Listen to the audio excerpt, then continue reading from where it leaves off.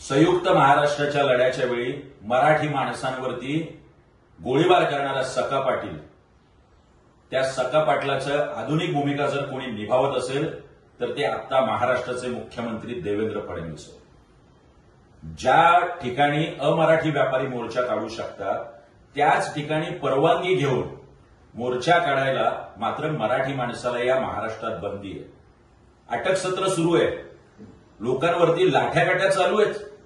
इतकी दडपशाही आणि दमनशाही जर महाराष्ट्र सरकार करत असेल तर मराठी जनता आणि महाराष्ट्र गप्प बसणार नाही.